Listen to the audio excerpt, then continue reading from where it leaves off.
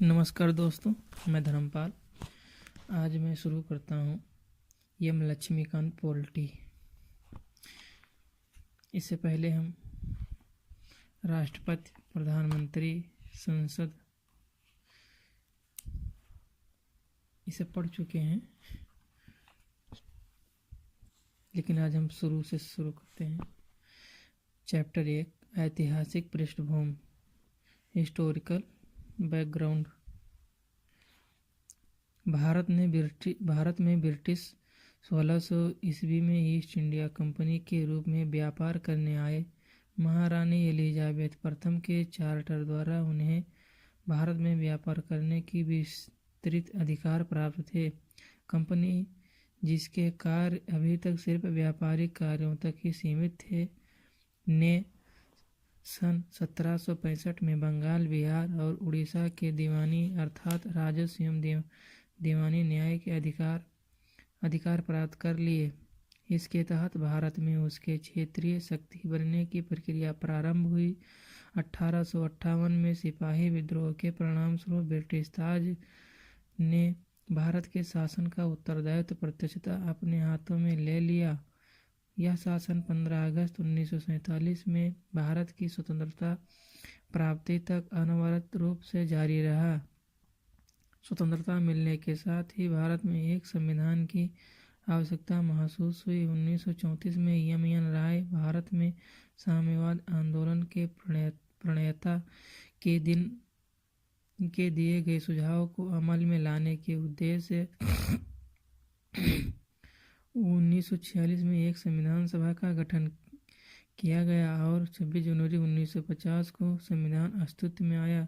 यद्यपि संविधान और राज व्यवस्था की अनेक विशेषताएं ब्रिटिश शासन से ग्रहण की गई थीं, तथापि ब्रिटिश शासन में कुछ घटनाएं ऐसी थीं जिनके कारण ब्रिटिश शासित भारत में सरकार और प्रशासन की विधिक रूपरेखा निर्मित की गई।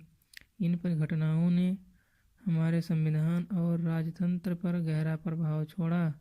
इन घटनाओं का क्रमवार ब्यौरा निम्नानुसार है।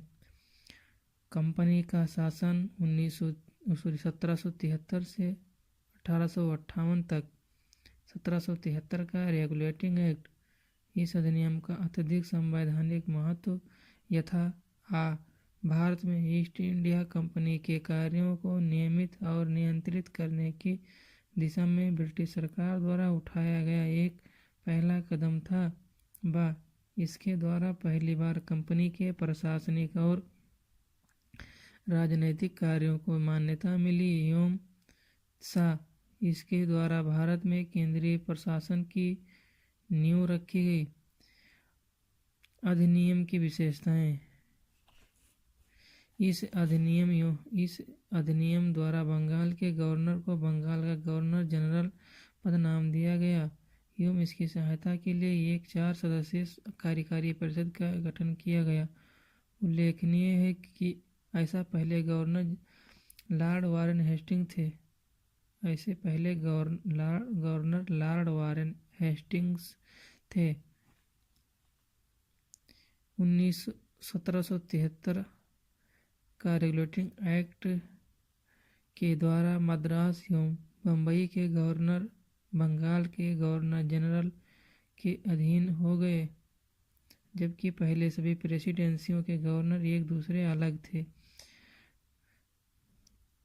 1773 का रेगुलेटिंग एक्ट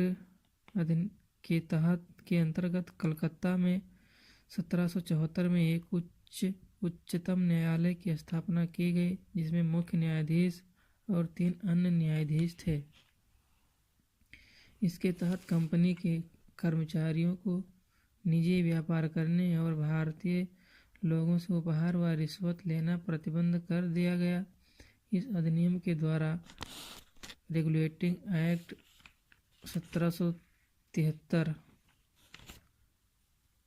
के द्वारा ब्रिटिश सरकार का कोर्ट ऑफ डायरेक्टर्स कंपनी के गवर्निंग बॉडी के माध्यम से कंपनी पर नियंत्रण शक्ति सशक्त हो गया। इसे भारत में इसके राजस्व, नागरिक और अन्य मामलों की जानकारी ब्रिटिश सरकार को देना आवश्यक कर दिया गया।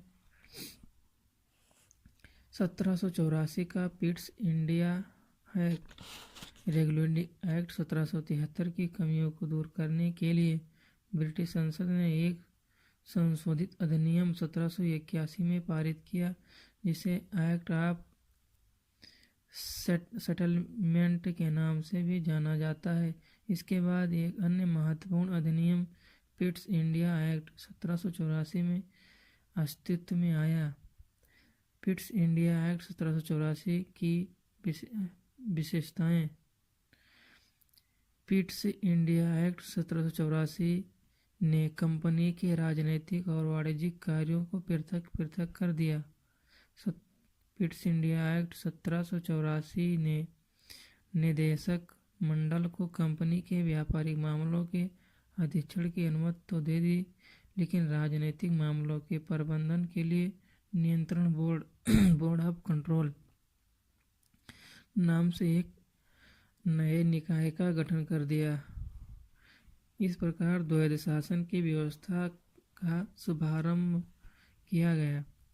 नियंत्रण बोर्ड को यह शक्ति थी कि वह ब्रिटिश नियंत्रित भारत में सभी नागरिक, सैन्य, सरकार व राजस्व गतिविधियों का अधीक्षण एवं नियंत्रण करे। इस प्रकार पिट्स इंडिया एक्ट 1784 अधिनियम दो कारणों से महत्वपूर्ण था। पहला, भारत में कंपनी के अधीन क्षेत्र को पहली बार ब्रिटिश आधिपत्य का क्षेत्र कहा गया। दूसरा, ब्रिटिश सरकार को भारत में कंपनी के कार्यों और उसके प्रशासन पर पूर्ण नियंत्रण प्रदान किया गया। 1833 का चार्टर अधिनियम ब्रिटिश भारत के केंद्रीयकरण की दिशा में यह अधिनियम निर्णायक कदम था। इस अधिनियम की विशेषताएं निम्न अनुसार थीं। 1833 का चार्टर अधिनियम की प्रमुख विशेषताएं। 1833 का चार्टर अधिनियम ने बंगाल के गवर्नर जनरल को भारत का गवर्नर जनरल बना दिया, जिसमें सभी नागरिक और सैन्य शक्तियां निहित थीं। इस प्रकार 1833 का चार्टर अधिनियम ने पहली बार एक ऐसी सरकार का निर्माण किया जिसका ब्रिटिश कब्जे वाले संपूर्ण भारतीय क्षेत्र पर पूर्ण नियंत्रण था। लॉर्ड विलियम बेंटिंक भारत के प्रथम गवर्नर जनरल थे। 1833 का चार्टर अधिनियम ने मद्रास और बम्बई के गवर्नर को विधायिका संबंधी शक्ति से वंचित कर दिया। भारत में गवर्नर जनरल को पूरे ब्रिटिश भारत में विधायिका के असीमित अधिकार प्रदान कर दिए गए। इसके अंतर्गत पहले बनाए गए कानूनों को नियामक कानून कहा गया और नए कानून के तहत बने कानूनों को एक्ट या अधिनियम कहा गया। ईस्ट इंडिया कंपनी के एक व्यापारिक निकाय के रूप में की जाने वाली गतिविधियों को समाप्त कर दिया गया। अब यह विशुद्ध रूप से प्रशासनिक निकाय बन गया। 1833 का चार्टर अधिनियम के तहत कंपनी के अधिकार वाले क्षेत्र ब्रिटिश राजशाही और उसके उत्तराधिकारियों के विश्वास के तहत ही कब्जे में रह गए। चार्टर एक्ट 1833 ने सिविल सेवकों के चयन के लिए खुली प्रतियोगिता का आयोजन शुरू करने का प्रयास किया। इसमें कहा गया कि कंपनी में भारतीयों को किसी पद, कार्यालय और रोजगार को हासिल करने से वंचित नहीं किया जाएगा। हालांकि कोर्ट ऑफ डायरेक्टर्स के विरोध के कारण इस प्रावधान को समाप्त कर दिया गया। 1853 का चार्टर अधिनियम 1793 से 1853 के दौरान ब्रिटिश संसद द्वारा पारित किए गए चार्टर अधिनियमों की श्रृंखला में यह अंतिम अधिनियम था। संवैधानिक विकास की दृष्टि से यह अधिनियम एक महत्वपूर्ण अधिनियम था। इस अधिनियम की प्रमुख विशेषताएं निम्न अनुसार हैं। 1853 का चार्टर अधिनियम की प्रमुख विशेषताएं। 1853 का चार्टर अधिनियम ने पहली बार गवर्नर जनरल की परिषद के विधायी एवं प्रशासनिक कार्यों को अलग कर दिया। इसके तहत परिषद में 6 नए पार्षद और जोड़े गए। इन्हें विधान पार्षद कहा गया।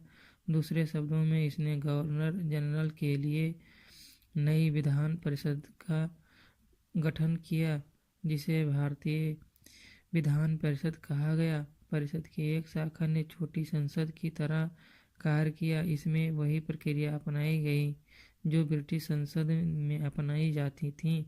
इस प्रकार विधायिका को पहली बार सरकार के विशेष कार्य के रूप में जाना गया, जिसके लिए विशेष मशीनरी और प्रक्रिया की जरूरत थी। 1853 के चार्टर अधिनियम ने सिविल सेवकों की भर्ती एवं चयन हेतु खुली प्रतियोगिता व्यवस्था का शुभारंभ किया। 1853 का चार्टर अधिनियम इस प्रकार विशिष्ट सिविल सेवा भारतीय नागरिकों के लिए भी खोल दी गई और इसके लिए 1854 में भारतीय सिविल सेवा के संबंध में मैकाले समिति की नियुक्ति की गई। 1853 का चार्टर अधिनियम ने कंपनी के शासन को विस्तार कर दिया और भारतीय क्षेत्र को इंग्लैंड राजशाही के विश्वास के तहत कब्जे में रखने का अधिकार दिया। लेकिन पूर्व अधिनियम के विपरीत इसमें किसी निश्चित समय का निर्धारण नहीं किया गया था। इससे स्पष्ट था कि संसद द्वारा कंपनी का शासन किसी भी समय समाप्त किया जा सकता था। 1853 का चार्टर अधिनियम ने प्रथम बार भारतीय केंद्रीय विधान परिषद में स्थानीय प्रतिनिधित्व प्रारंभ किया गया। गवर्नर जनरल की परिषद में 6 नए सदस्यों में से 4 का चुनाव बंगाल, मद्रास, बम्बई और आगरा की स्थानीय प्रांतीय सरकारों द्वारा किया जाना था। अगला टॉपिक आता है ताज का शासन 1858 से 1947 तक। 1858 का भारत शासन अधिनियम। इस महत्वपूर्ण कानून का निर्माण 1857 के विद्रोह के बाद किया गया, जिसे भारत का प्रथम स्वतंत्रता संग्राम या सिपाही विद्रोह भी कहा जाता है। भारत के शासन को अच्छा बनाने वाला अधिनियम नाम के प्रसिद्ध इस कानून ने ईस्ट इंडिया कंपनी को समाप्त कर दिया और गवर्नरों, क्षेत्रों और राज्यों संबंधी शक्तियां ब्रिटिश राजशाही को हस्तांतरित कर दी। 1858 का भारत शासन अधिनियम की प्रमुख विशेषताएं। 1858 का भारत शासन अधिनियम के तहत भारत का शासन सीधे महारानी विक्टोरिया के अधीन चला गया। गवर्नर जनरल का पदनाम बदलकर भारत का वायसराय कर दिया गया। वह वायसराय भारत में ब्रिटिश ताज का प्रत्यक्ष प्रतिनिधि बन गया। लॉर्ड कैनिंग भारत के प्रथम वायसराय बने। 1858 का भारत शासन अधिनियम ने नियंत्रण बोर्ड और निदेशक कोर्ट समाप्त कर भारत में शासन की द्वैध प्रणाली समाप्त कर दी। एक नए पद भारत के राज्य सचिव का सृजन किया गया, जिसमें भारतीय प्रशासन पर संपूर्ण नियंत्रण की शक्ति निहित थी। यह सचिव ब्रिटिश कैबिनेट का सदस्य था और ब्रिटिश संसद के प्रति उत्तरदायी था। भारत सचिव की सहायता से 15 सदस्यीय परिषद का गठन किया गया, जो एक सलाहकार समिति थी। परिषद का अध्यक्ष भारत सचिव को बनाया गया। 1853 का भारत शासन अधिनियम कानून के तहत भारत सचिव की परिषद का गठन किया गया, जो एक निगमित निकाय थी और जिसे भारत और इंग्लैंड में मुकदमा करने का अधिकार था। इस पर भी मुकदमा किया जा सकता था। 1858 के कानून का प्रमुख उद्देश्य प्रशासनिक मशीनरी में सुधार था, जिसके माध्यम से इंग्लैंड में भारतीय सरकार का अधीक्षण और उसका नियंत्रण किया जा सके।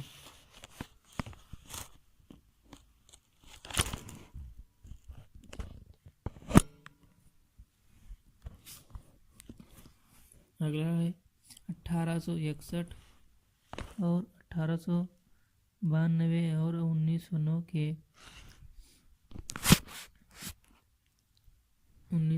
के भारत परिषद अधिनियम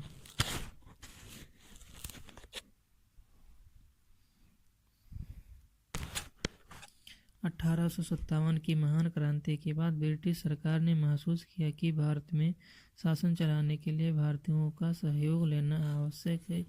इस सहयोग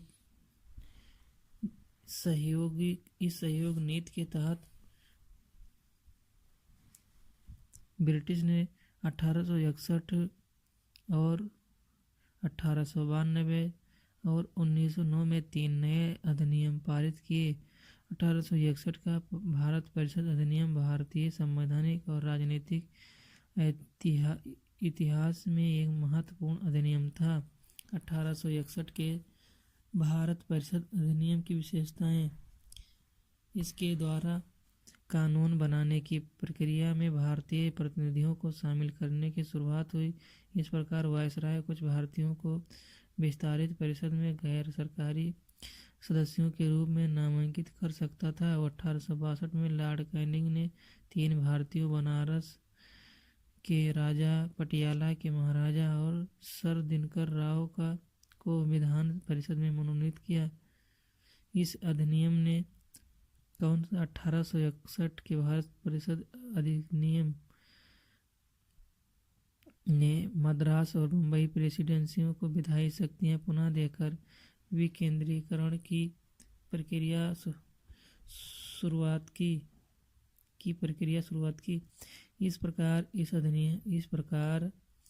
1861 के भारत परिषद अधिनियम ने रेगुलेटिंग एक्ट 1773 द्वारा शुरू हुई केंद्रीयकरण की प्रवृत्ति को उलट दिया और 1833 के चार्टर अधिनियम के साथ ही अपने चरम पर पहुंच गया। 1861 के भारत सरकार अधिनियम की विधायी विकास की नीति के कारण 1937 तक प्रांतों को संपूर्ण आंतरिक स्वतंत्रता हासिल हो गई। बंगाल, उत्तर पश्चिम सीमा प्रांत और पंजाब में क्रमशः 1862, 1866 और 1897 में विधान परिषदों का गठन हुआ। 1861 के भारत परिषद अधिनियम ने वायसराय को परिषद में कार्य संचालन के लिए अधिक नियम और आदेश बनाने की शक्ति प्रदान की। इसने लॉर्ड कैनिंग द्वारा 1859 में प्रारंभ की गई पोर्टफोलियो प्रणाली को भी मान्यता दी। इसके अंतर्गत वायसराय की परिषद का एक सदस्य एक या अधिक सरकारी विभागों का प्रभारी बनाया जा सकता था तथा इसे इस विभाग में काउंसिल की ओर से अंतिम आदेश पारित करने का अधिकार था। इसने वायसराय को आपातकाल में बिना काउंसिल की संस्तुति के अध्यादेश जारी करने के लिए अधिकृत किया। ऐसे अध्यादेश की अवधि मात्र 6 माह होती थी।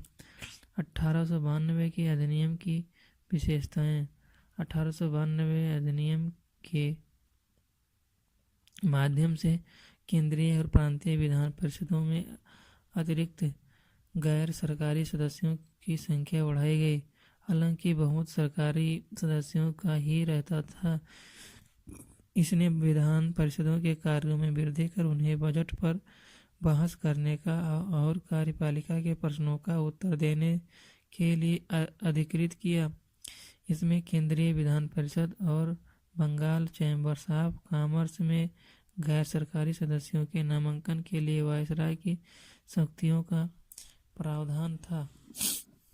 इसके अलावा प्रांतीय विधान परिषदों में गवर्नर को जिला परिषद, नगर पालिका, विश्वविद्यालय, व्यापार संघ, जमींदार और चैम्बर ऑफ कॉमर्स की सिफारिशों पर गैर सरकारी सदस्यों को नियुक्त करने की शक्ति थी। इस अधिनियम ने केंद्रीय और प्रांतीय विधान परिषदों दोनों में गैर सरकारी सदस्यों की नियुक्ति के लिए एक समिति और परोक्ष रूप से चुनाव का प्रावधान किया। हालांकि चुनाव शब्द का अधिनियम में प्रयोग नहीं हुआ था। इसे निश्चित निकायों की सिफारिश पर की जाने वाली नामांकन की प्रक्रिया कहा गया। 1909 के अधिनियम की विशेषताएं। इस अधिनियम को पार्लियामेंटो द्वारा सुधार के नाम से भी जाना जाता है। उस समय लॉर्ड मार्ले इंग्लैंड में भारत के राज्य सचिव थे और लॉर्ड मिंटो भारत में वायसराय थे।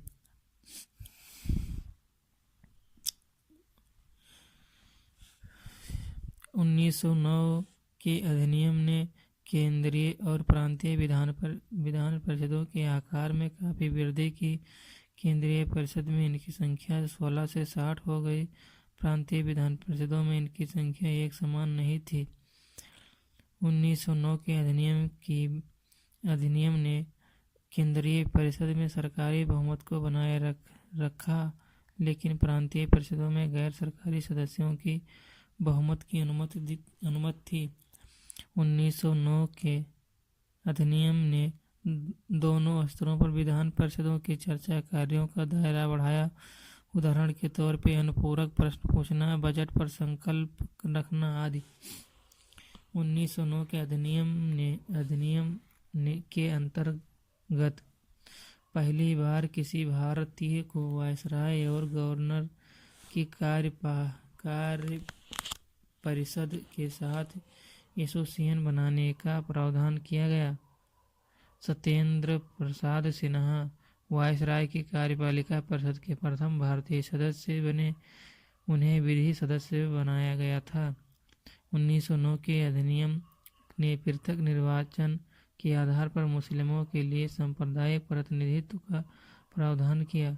इसके अंतर्गत मुस्लिम सदस्यों का चुनाव मुस्लिम मतदाता ही कर सकते थे।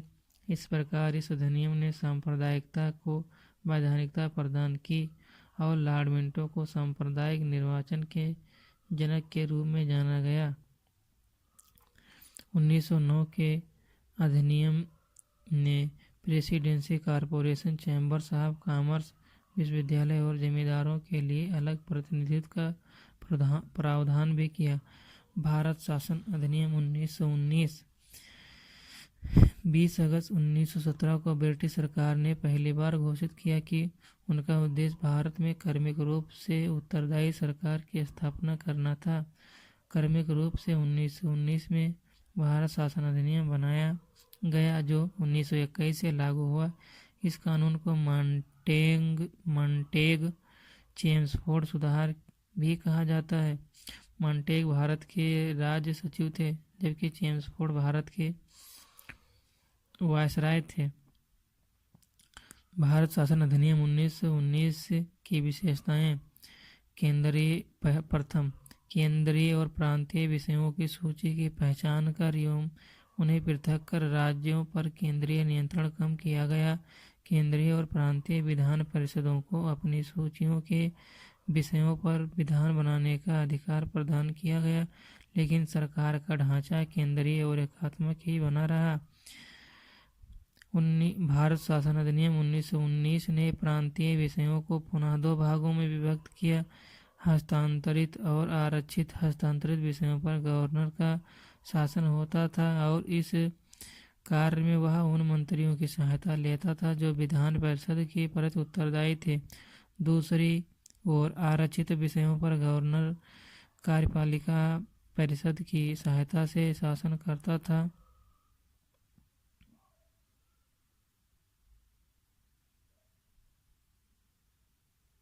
जो विधान परिषद के प्रति उत्तरदायी नहीं थी। शासन की इस दोहरी व्यवस्था को द्वैध यूनानी शब्द डाइआर्की से व्युत्पन्न शासन व्यवस्था कहा गया। हालांकि यह व्यवस्था काफी हद तक असफल ही रही। भारत शासन अधिनियम 1919 ने पहली बार देश में द्विसदनीय व्यवस्था और प्रत्यक्ष निर्वाचन की व्यवस्था प्रारंभ की। इस प्रकार भारतीय विधान परिषद के स्थान पर द्विसदनीय व्यवस्था यानी राज्यसभा और लोकसभा का गठन किया गया। दोनों सदनों के बहुसंख्यक सदस्यों को प्रत्यक्ष निर्वाचन के माध्यम से निर्वाचित किया जाता था। भारत शासन अधिनियम 1919 के अनुसार वायसराय की कार्यकारी परिषद के 6 सदस्यों में से कमांडर इन चीफ को छोड़कर 3 सदस्यों का भारतीय होना आवश्यक था। भारत शासन अधिनियम 1919 ने सांप्रदायिक आधार पर सिखों, भारतीय ईसाइयों, आंग्ल भारतीयों और यूरोपियों के लिए भी पृथक निर्वाचन के सिद्धांत को विस्तार कर दिया। भारत शासन अधिनियम 1919 के कानून ने संपत्ति कर या शिक्षा के आधार पर सीमित संख्या में लोगों को मताधिकार प्रदान किया। भारत शासन अधिनियम 1919 कानून ने लंदन में भारत के उच्चायुक्त के कार्यालय का सृजन किया और अब तक भारत सचिव द्वारा किए जा रहे कुछ कार्यों को उच्चायुक्त को स्थानांतरित कर दिया गया। भारत शासन अधिनियम 1919 से एक लोक सेवा आयोग का गठन किया गया। अतः 1926 में सिविल सेवकों की भर्ती के लिए केंद्रीय लोक सेवा आयोग का गठन किया गया। भारत शासन अधिनियम 1919 ने पहली बार केंद्रीय बजट को राज्यों के बजट से अलग कर दिया और राज्य विधानसभाओं को अपना बजट स्वयं बनाने के लिए अधिकृत कर दिया। भारत शासन अधिनियम 1919 के अंतर्गत एक वैधानिक आयोग का गठन किया गया, जिसका कार्य 10 वर्ष बाद जांच करने के बाद अपनी रिपोर्ट प्रस्तुत करना था। अगला हेडिंग है साइमन आयोग। ब्रिटिश सरकार ने नवंबर 1927 में यानी निर्धारित समय से 2 वर्ष पूर्व ही नए संविधान में भारत की स्थिति का पता लगाने के लिए सर जॉन साइमन के नेतृत्व में 7 सदस्यीय वैधानिक आयोग के गठन की घोषणा की। आयोग के सभी सदस्य ब्रिटिश थे, इसलिए सभी दलों ने इसका बहिष्कार किया। आयोग ने 1930 में अपनी रिपोर्ट पेश की तथा द्वैध शासन प्रणाली, राज्यों में सरकारों का विस्तार, ब्रिटिश भारत के संघ की स्थापना एवं सांप्रदायिक निर्वाचन व्यवस्था को जारी रखने आदि की सिफारिशें की। आयोग के प्रस्तावों पर विचार करने के लिए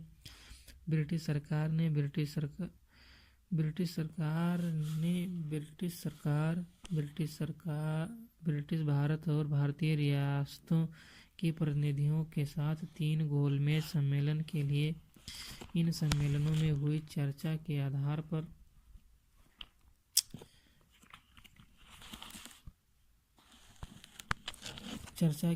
पर संवैधानिक सुधार पर एक श्वेत पत्र तैयार किया गया, जिसे विचार के लिए ब्रिटिश संसद की संयुक्त प्रवर समिति के समक्ष रखा गया। इस समिति की सिफारिशों को कुछ संशोधन के साथ भारत परिषद अधिनियम 1935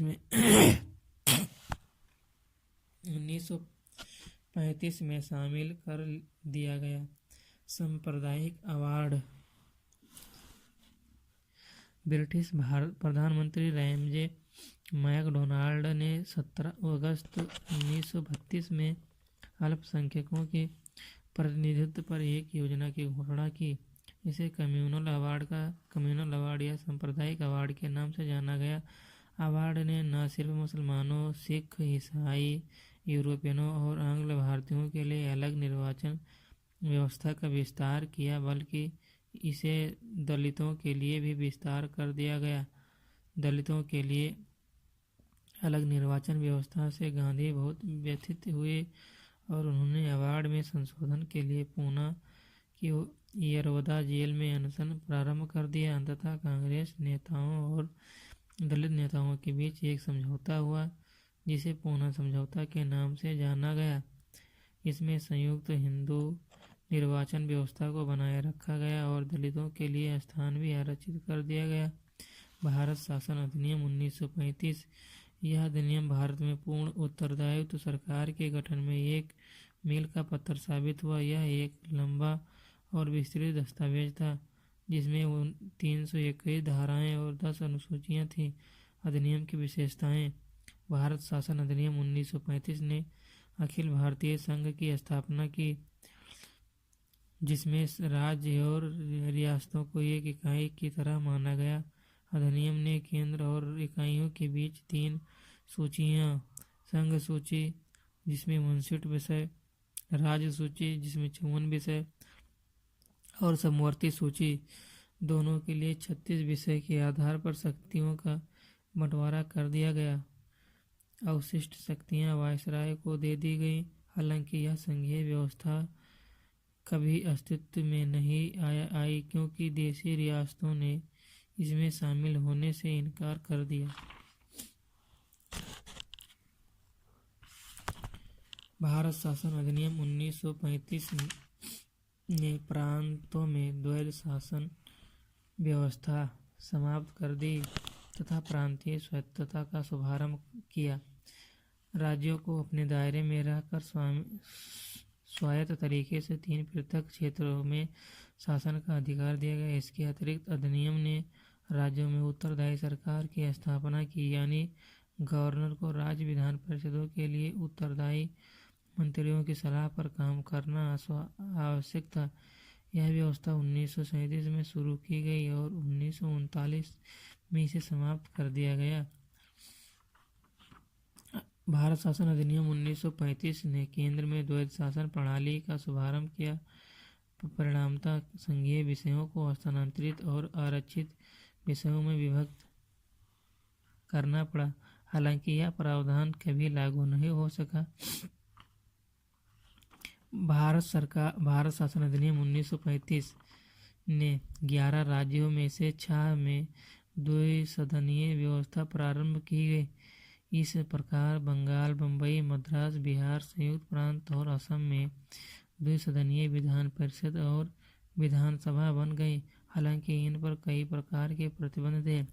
भारत शासन अधिनियम 1935 ने दलित जातियों, महिलाओं और मजदूर वर्ग के लिए अलग से निर्वाचन की व्यवस्था कर सांप्रदायिक प्रतिनिधित्व व्यवस्था का विस्तार किया।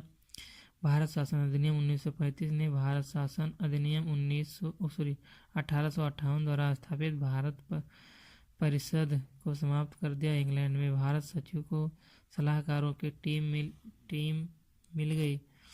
भारत शासन अधिनियम 1935 ने मताधिकार का विस्तार किया। लगभग 10% जनसंख्या को मत का अधिकार मिल गया। भारत शासन अधिनियम 1935 के अंतर्गत देश की मुद्रा और साख पर नियंत्रण के लिए भारतीय रिजर्व बैंक की स्थापना की गई।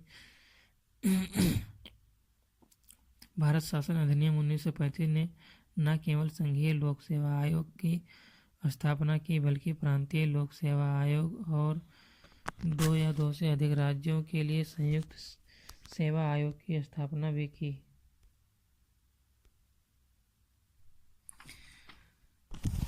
अगला टॉपिक आता है भारतीय स्वतंत्रता अधिनियम 1947।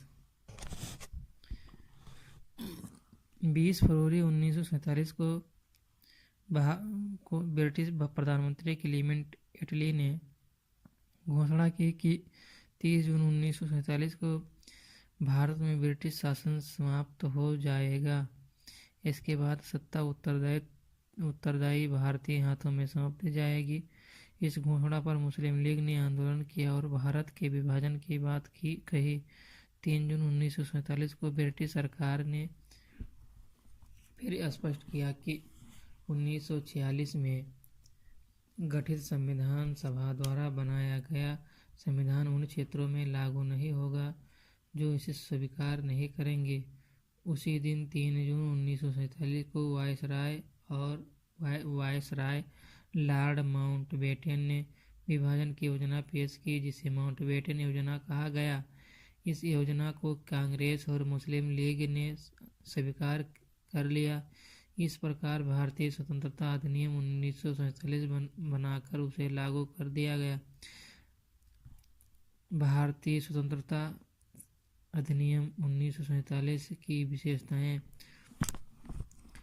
भारतीय स्वतंत्रता अधिनियम 1947 ने भारत में ब्रिटिश राज समाप्त कर 15 अगस्त 1947 को इसे स्वतंत्र और संप्रभु राष्ट्र घोषित कर दिया।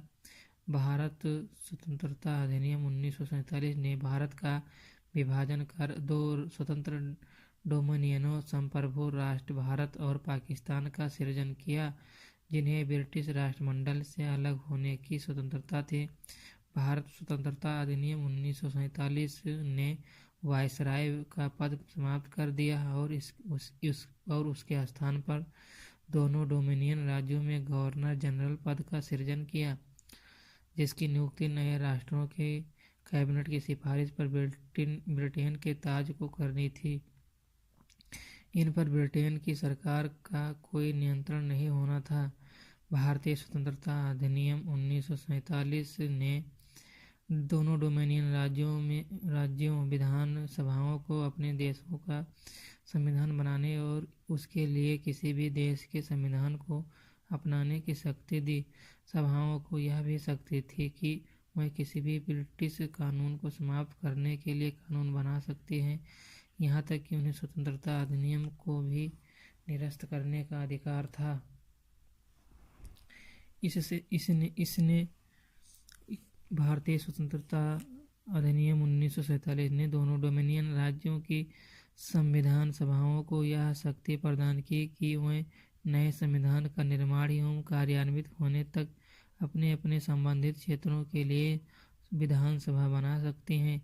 15 अगस्त 1947 के बाद ब्रिटिश संसद में पारित हुआ कोई भी अधिनियम दोनों डोमिनियनों पर तब तक लागू नहीं होगा जब तक कि दोनों डोमिनियन इस कानून को मानने के लिए कानून नहीं बना लेंगे।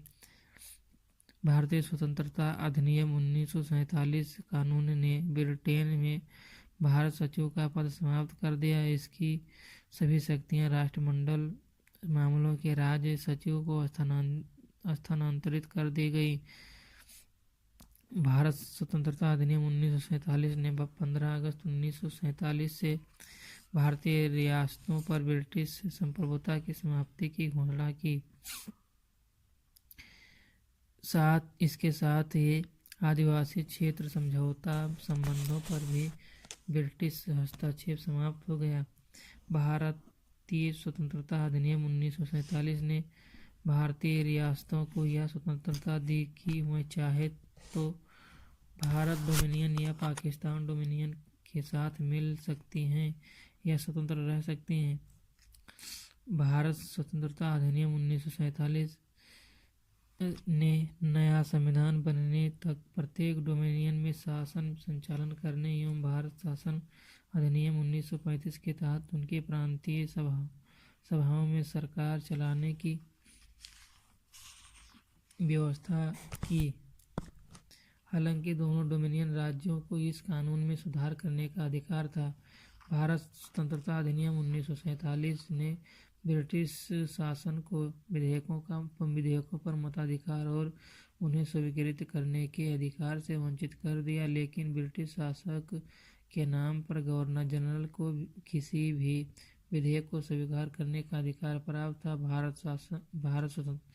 भारतीय स्वतंत्रता अधिनियम 1947 के अंतर्गत भारत के गवर्नर जनरल एवं प्रांतीय गवर्नरों को राज्यों का संवैधानिक प्रमुख नियुक्त किया गया। इन्हें सभी मामलों पर राज्यों की मंत्रिपरिषद के परामर्श पर कार्य करना होता था।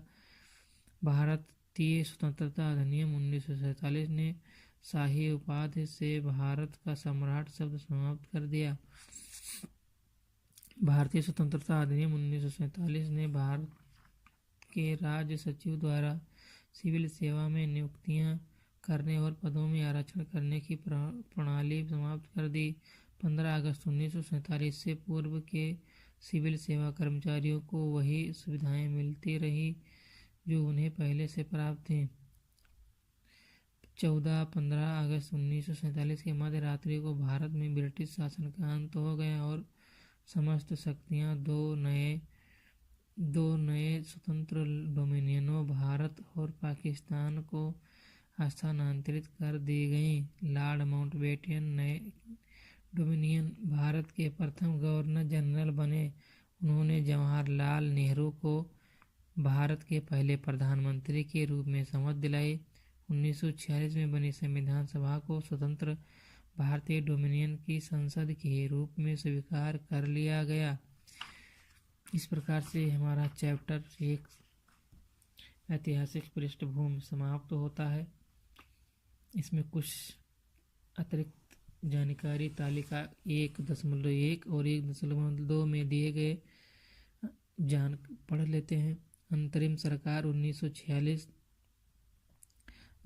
सदस्य जवाहरलाल नेहरू, राष्ट्रमंडल संबंध तथा विदेशी मामले सरदार वल्लभ भाई पटेल, गृह सूचना एवं प्रसारण डॉक्टर राजेंद्र प्रसाद, खाद्य एवं कृषि जॉन मथाई, उद्योग एवं नागरिक आपूर्ति जगजीवन राम, श्रम सरदार बलदेव सिंह, रक्षा C.H. भाभा, कार्य खान एवं ऊर्जा लियाकत अली खां, वित्त अब्दुल रब निस्तार, डाक एवं वायु आसफ अली, रेलवे एवं परिवहन C. राजगोपालाचारी, शिक्षा एवं कला I.I.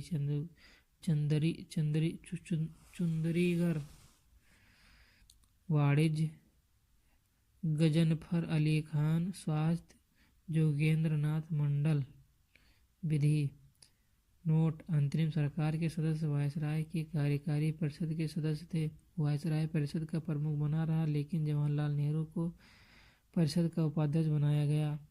तालिका 1.2 स्वतंत्र भारत का पहला मंत्रिमंडल सदस्य जवाहरलाल नेहरू, प्रधानमंत्री, राष्ट्रमंडल तथा गृह विदेशी मामले, वैज्ञानिक शोध सरदार वल्लभ भाई पटेल, गृह सूचना एवं प्रसारण राज्यों के मामले डॉक्टर राजेंद्र प्रसाद, खाद्य एवं कृषि मौलाना अबुल कलाम आज़ाद, शिक्षा डॉक्टर जॉन मथाई, रेल एवं परिवहन R.K.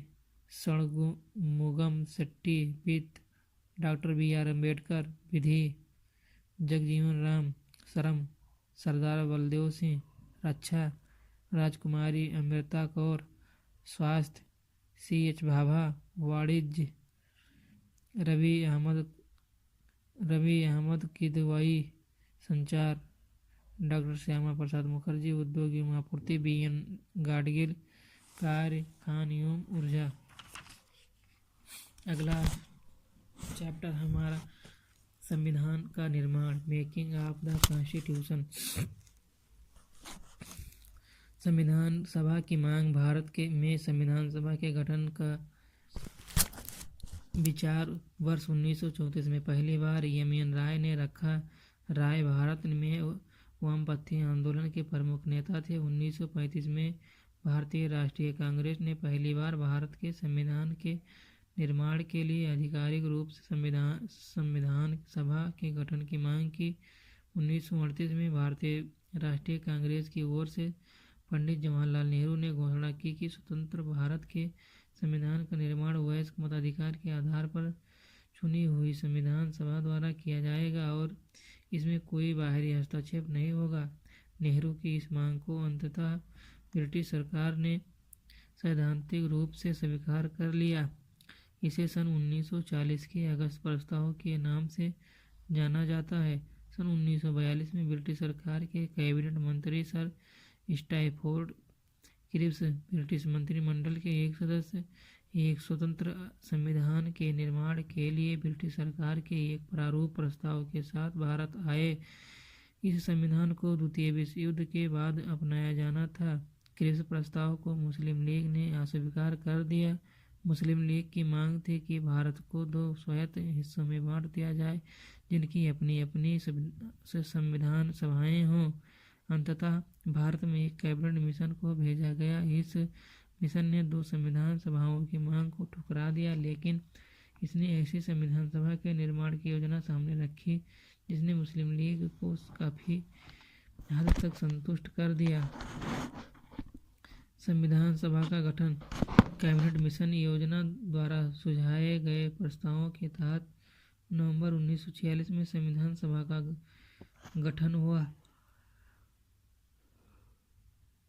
योजना की विशेषताएं थीं: 1.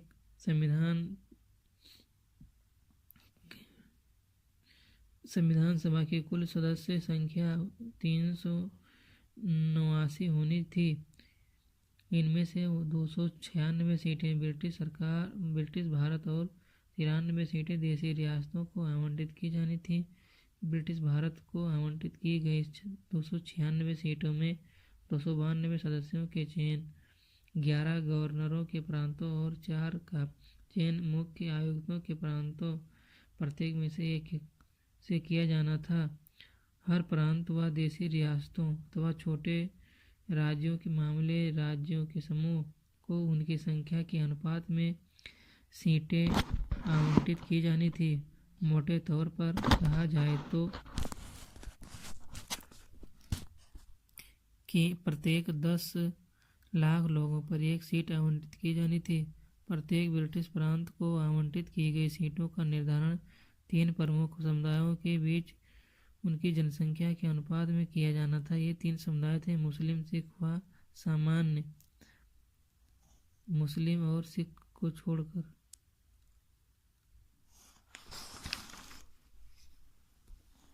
प्रत्येक समुदाय के प्रतिनिधियों का चुनाव प्रांतीय असेंबली में उस समुदाय के सदस्यों द्वारा किया जाना था और एकल संक्रमणीय मत के माध्यम से समानुपातिक प्रतिनिधित्व तरीके से मतदान किया जाना था। देशी रियासतों के प्रतिनिधियों का चयन रियासतों के प्रमुखों द्वारा किया जाना था। अंततः यह स्पष्ट था कि संविधान सभा आंशिक रूप से चुनी हुई और आंशिक रूप से नामित निकाय थी। इसके अलावा सदस्यों का चयन अप्रत्यक्ष रूप से प्रांतीय व्यवस्थाओं के सदस्यों द्वारा किया जाना था, जिनका चुनाव एक समिति मताधिकार के आधार पर किया गया था।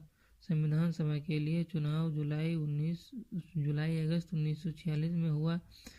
ब्रिटिश भारत के लिए आवंटित 296 सीटों हेतु इन चुनावों में भारतीय राष्ट्रीय कांग्रेस को 208, मुस्लिम लीग को 73 तथा छोटे समूह व स्वतंत्र देशों को 15 सीटें मिली।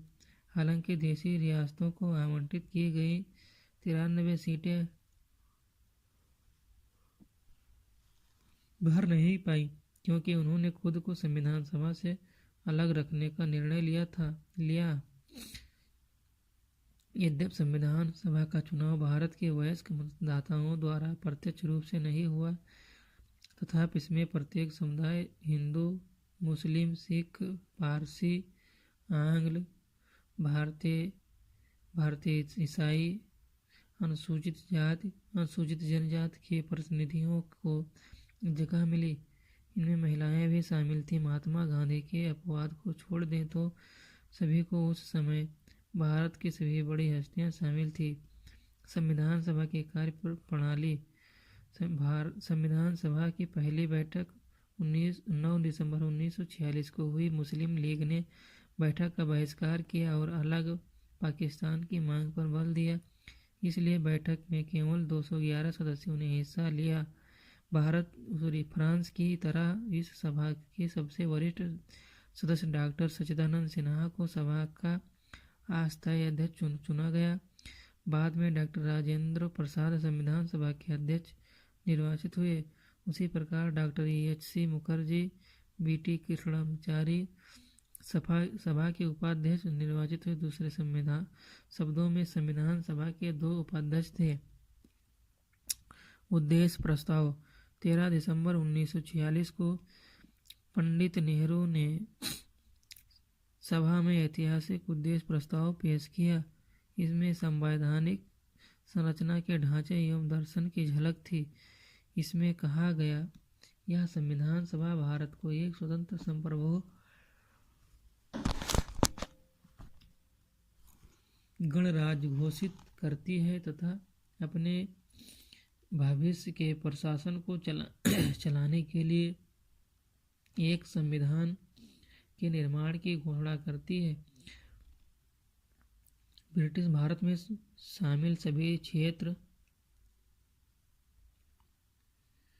भारतीय राज्यों में शामिल सभी क्षेत्र तथा भारत से बाहर के इस प्रकार के सभी क्षेत्र तथा वह अन्य क्षेत्र जो इसमें शामिल होना चाहेंगे भारतीय संघ का हिस्सा होंगे और उक्त वर्णित सभी क्षेत्रों तथा उनकी सीमाओं का निर्धारण संविधान सभा द्वारा किया जाएगा तथा इसके लिए उपरांत के नियमों के अनुसार यदि वे चाहेंगे तो उनकी अवशिष्ट शक्तियां उनमें निहित रहेंगी अथवा प्रशासन के संचालन के लिए भी वह सभी शक्तियां केवल उनको छोड़कर जो संघ में निहित होंगे इन राज्यों को प्राप्त होंगी।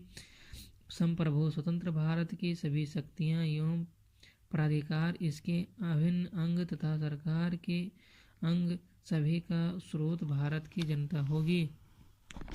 भारत के सभी लोगों के लिए न्याय, सामाजिक, आर्थिक एवं राजनीतिक स्वतंत्रता एवं सुरक्षा, अवसर की समता, विधि के समक्ष समता, विचार एवं अभिव्यक्ति, विश्वास, भरण, संगठन बनाने आदि की स्वतंत्रता तथा लोक नैतिकता की स्थापना सुनिश्चित की जाएगी। अल्पसंख्यकों, पिछड़े वर्गों तथा जनजातीय क्षेत्रों के लोगों को पर्याप्त सुरक्षा प्रदान की जाएगी।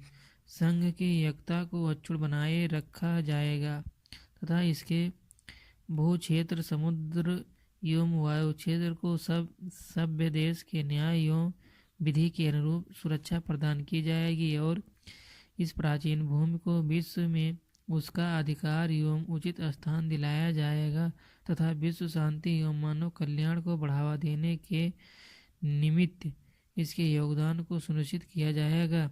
इस प्रस्ताव को 22 जनवरी 1946 को सर्वसम्मति से स्वीकार कर लिया गया। इसने संविधान के स्वरूप को काफ़ी हद तक प्रभावित किया। इसके परिवर्तित रूप से संविधान की प्रस्तावना बनी। अगला हेडिंग है स्वतंत्रता अधिनियम द्वारा परिवर्तन। संविधान सभा से खुद को अलग रखने वाली देशी रियासतों के प्रतिनिधि धीरे धीरे इसमें शामिल होने लगे। 28 अप्रैल 1947 को 6 राज्यों के प्रतिनिधि सभा के सदस्य बन चुके थे। 3 जून 1947 को भारत के बंटवारे के लिए पेश की गई माउंटबेटन योजना को स्वीकार करने के बाद अन्य देशी रियासतों के ज़्यादातर प्रतिनिधियों ने सभा में अपनी सीटें ग्रहण कर लीं। भारतीय हिस्से की मुस्लिम लीग के सदस्य भी सभा में शामिल हो गए। भारतीय स्वतंत्रता अधिनियम 1947 ने सभा की स्थिति में निम्न 3 परिवर्तन किए। प्रथम, सभा को पूरी तरह संप्रभु निकाय बनाया गया जो स्वेच्छा से कोई भी संविधान बना सकती थी। इस अधिनियम ने सभा को ब्रिटिश संसद द्वारा भारत के संबंध में बनाए गए किसी भी कानून को समाप्त करने अथवा बदलने का अधिकार दे दिया। 2. संविधान सभा एक विधायिका भी बन गई। दूसरे शब्दों में कहा जाए तो सभा को 2 अलग अलग काम सौंपे गए। इनमें से एक था स्वतंत्र भारत के लिए संविधान बनाना और दूसरा था देश के लिए आम कानून लागू करना। इन दोनों कार्यों को अलग अलग दिन करना था। इस प्रकार संविधान सभा स्वतंत्र भारत की पहली संसद बनी, जबकि सभा की बैठक संविधान सभा के रूप में होती। इसकी अध्यक्षता डॉक्टर राजेंद्र प्रसाद करते और जब बैठक बतौर विधायिका होती तब इसकी अध्यक्षता जीवी मावलंकर करते थे। संविधान सभा 26 नवंबर 1949 तक इन दोनों रूपों में कार्य करती रही। इस समय तक संविधान निर्माण का कार्य पूरा हो चुका था। मुस्लिम लीग के सदस्य पाकिस्तान में शामिल हो चुके क्षेत्र से संबद्ध भारतीय संविधान सभा से अलग हो गए। इसकी वजह से सन 1946 में माउंटबेटन योजना के तहत तय की गई सदस्यों की कुल संख्या 389 सीटों की बजाय 299 तक आ गिरी। भारतीय प्रांतों औपचारिक रूप से ब्रिटिश प्रांत की संख्या 296 से 229 और देशी रियासतों की संख्या 93 से 70 कर दी गई। 31 दिसंबर 1947 को राज्यवार सदस्यता को अध्याय के अंत में तालिका संख्या 2.4 में प्रस्तुत किया गया। अन्य कार्य संविधान के निर्माण और आम कानूनों को लागू करने के अलावा संविधान सभा ने निम्न कार्य भी किए। इसने मई 1949 में राष्ट्रमंडल में भारत की सदस्यता का सत्यापन किया। इसने 22 जुलाई 1947 को राष्ट्रीय ध्वज को अपनाया। इसने 24 जनवरी 1950 को राष्ट्रगान को अपनाया। इसने 24 जनवरी 1950 को राष्ट्रगीत को अपनाया। इसने 24 जनवरी 1950 को डॉक्टर राजेंद्र प्रसाद को भारत के पहले राष्ट्रपति के रूप में चुना। 2 साल 11 माह और 18 दिन में संविधान सभा की कुल 11 बैठकें हुई। संविधान निर्माताओं ने लगभग 60 देशों के संविधानों का अवलोकन किया और इसके प्रारूप पर 114 दिनों तक विचार हुआ। संविधान के निर्माण पर कुल 64 लाख रुपए खर्च आया। 24 जनवरी 1950 को संविधान सभा की अंतिम बैठक हुई। इसके बाद सभा ने 26 जनवरी 1950 से 1951-52 में हुए आम चुनावों के बाद बनने वाली नई संसद के निर्माण तक भारत की अंतरिम संसद के रूप में काम किया। संविधान सभा की समितियां। अगला टॉपिक आता संविधान सभा की समितियां। संविधान सभा ने संविधान के निर्माण से संबंधित विभिन्न कार्यों को करने के लिए कई समितियों का गठन किया। इनमें से 8 बड़ी समितियां थीं। कुछ अन्य छोटी। इन समितियों तथा इनके अध्यक्षों के नाम इस प्रकार हैं। संघ शक्ति समिति जवाहरलाल नेहरू। बड़ी समितियों में पहला संघ शक्ति समिति जवाहरलाल नेहरू अध्यक्ष। दूसरा संघीय संविधान समिति जवाहरलाल नेहरू। प्रांतीय संविधान समिति सरदार पटेल। प्रारूप समिति BR अम्बेडकर। मौलिक अधिकारों, अल्पसंख्यकों एवं जनजातियों तथा बहिष्कृत क्षेत्रों के लिए सलाहकार समिति परामर्श समिति सरदार पटेल। इस समिति के अंतर्गत निम्नलिखित 5 उप समितियां थीं। मौलिक अधिकार उप समिति JB कृपलानी। अल्पसंख्यक उप समिति EHC मुखर्जी। उत्तर पूर्व सीमांत जनजातीय क्षेत्र असम को छोड़कर तथा आंशिक रूप से छोड़े गए क्षेत्र के लिए उप समितियां गोपीनाथ बरदोई। छोड़े गए एवं आंशिक रूप से छोड़े गए क्षेत्रों असम में सिंचित क्षेत्रों के अलावा के लिए उप समिति AV ठक्कर। उत्तर पश्चिम फ्रंटियर जनजाति क्षेत्र उप समिति के अध्यक्ष। आता है छठा बड़ी समितियों के अंदर छठी समितियां प्रक्रिया नियमन समिति डॉक्टर राजेंद्र प्रसाद। 7वां राज्यों के लिए समिति। राज्यों से समझौता करने वाली जवाहरलाल नेहरू अध्यक्ष। संचालन समिति डॉक्टर राजेंद्र प्रसाद।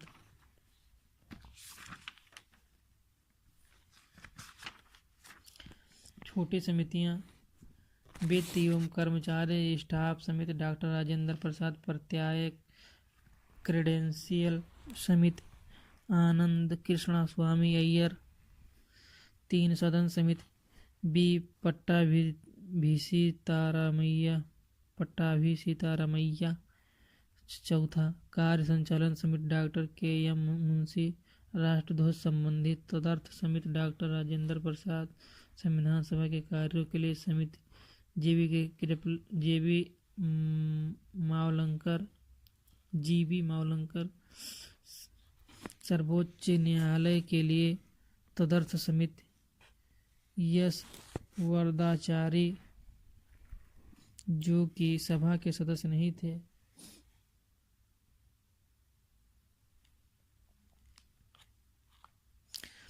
मुख्य आयुक्तों के प्रांतों के लिए समिति B पट्टाभी सीतारामैया।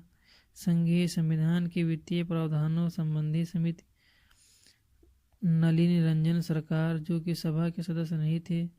भाषाई प्रांत आयोग एसके डार, जो कि सभा के सदस्य नहीं थे, प्रारूप संविधान की जांच के लिए विशेष समिति, जवाहरलाल नेहरू प्रेस दीर्घा समिति, ऊषा